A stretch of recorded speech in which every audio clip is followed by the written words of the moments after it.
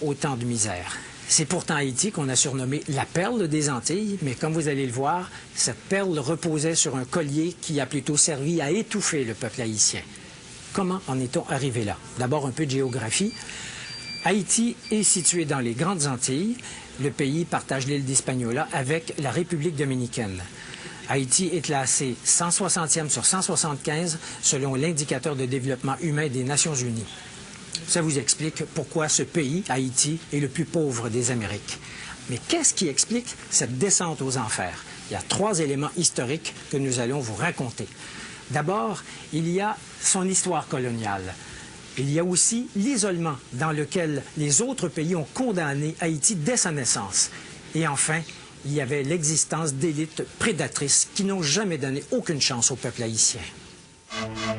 L'histoire coloniale d'Haïti se caractérise par une exploitation massive des ressources de l'île sans aucune considération pour ce qu'on appellerait aujourd'hui le développement durable. Cette négligence apparaît dès 1492, alors que Christophe Colomb prend possession de l'île et la déclare colonie de l'Espagne. Immédiatement, les Espagnols transforment leur nouvelle colonie en un lieu d'extraction de richesses, principalement l'or. L'avidité des Espagnols les conduit à asservir les populations autochtones, les Taïnos, qui, à cette époque, auraient été plus d'1 million à vivre dans l'île d'Hispaniola. Les conquistadores les exploitent si durement qu'ils meurent tous en l'espace de 50 ans. L'histoire coloniale d'Haïti débute donc par un génocide. En 1697, Charles II, le roi d'Espagne, cède au roi de France, Louis XIV, la portion occidentale d'Hispaniola, qui est rebaptisée Saint-Domingue. Et cette colonisation française va intensifier la descente aux enfers d'Haïti. Je vous raconte la suite dans quelques instants. Je vous disais il y a quelques instants que la colonisation française a joué un rôle majeur dans le destin tragique d'Haïti. Voici comment ça s'est passé. Au 18e siècle, les Français installent à Saint-Domingue un système d'exploitation agricole qui est basé sur la culture du café et de la canne à sucre. Eh bien, à l'époque, la canne à sucre avait la même importance dans l'économie que le pétrole a aujourd'hui dans notre économie. Pour la France, Saint-Domingue, c'est le pactole. Les colons français de Saint-Domingue deviennent fabuleusement riches. C'est l'esclavage qui leur permet d'accumuler des fortunes. Entre 1697 et 1791, les bateaux négriers amènent, principalement de l'île de Gorée au Sénégal, plus de 860 000 esclaves. Une fois arrivés de l'Afrique, ces esclaves subissent un régime d'exploitation d'une brutalité incroyable. L'esclavage fait également surgir les premières divisions au sein même de la population noire. L'affranchissement de certains esclaves, souvent des enfants illégitimes des maîtres blancs, donne naissance à une élite, les mulâtres créoles. Les mulâtres se sentent supérieurs aux esclaves noirs et ne partagent pas leurs intérêts. Arrive 1791. La Révolution française bat son plein. Liberté, égalité, fraternité sont des principes qu'on veut étendre partout. Partout, sauf à Saint-Domingue, où les propriétaires des plantations y voient une menace au maintien du système esclavagiste. Cependant, les mulâtres et les Noirs affranchis souhaitent les voir établir ces principes dans l'île, mais pour eux seuls. Un chef, Toussaint Louverture, déclenche une rébellion extrêmement violente. Les rebelles battent les troupes de Napoléon Bonaparte et déclarent l'indépendance de la République d'Haïti le 1er janvier 1804.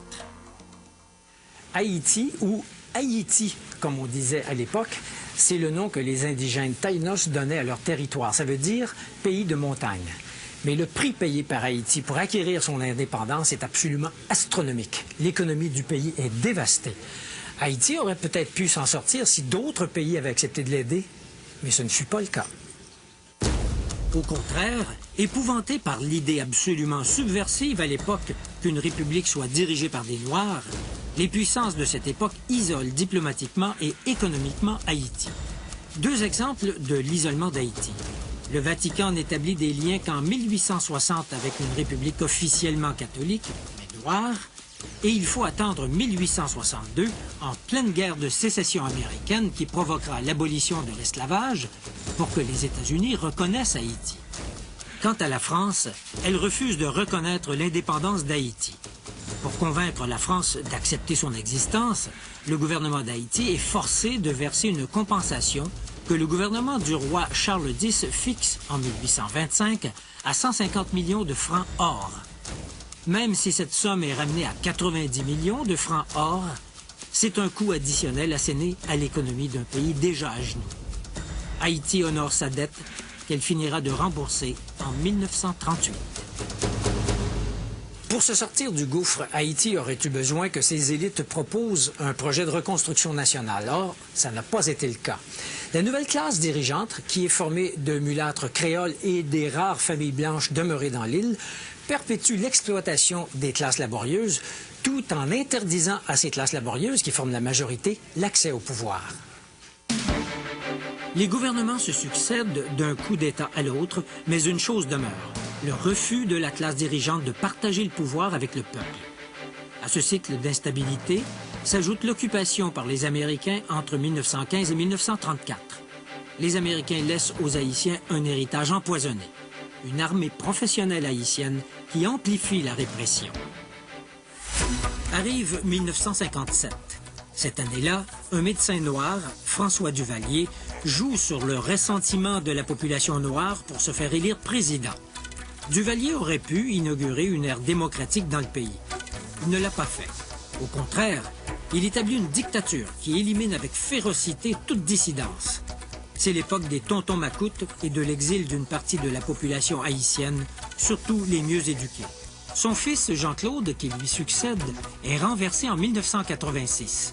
Mais la vraie démocratie n'est pas pour autant instaurée.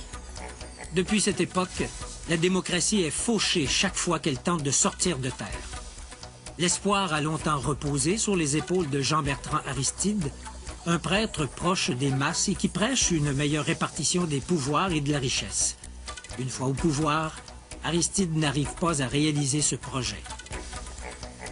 D'une part, il se met à dos les élites possédantes qui ne veulent rien changer. D'autre part, il sombre lui-même dans le moule de l'homme fort, du chef charismatique mais autoritaire qui ne partage pas le pouvoir et utilise la force pour se maintenir en place. Cette double dynamique explique les malheurs récents d'Haïti, le coup d'État contre Aristide en 1991, les élections contestées, les troupes des chimères qui remplacent les tontons macoutes et l'hésitation de la communauté internationale à fournir des fonds pour rescaper le pays. La grande question est maintenant de savoir comment Haïti pourra rompre avec son passé et s'engager dans la voie de la prospérité et de la démocratie.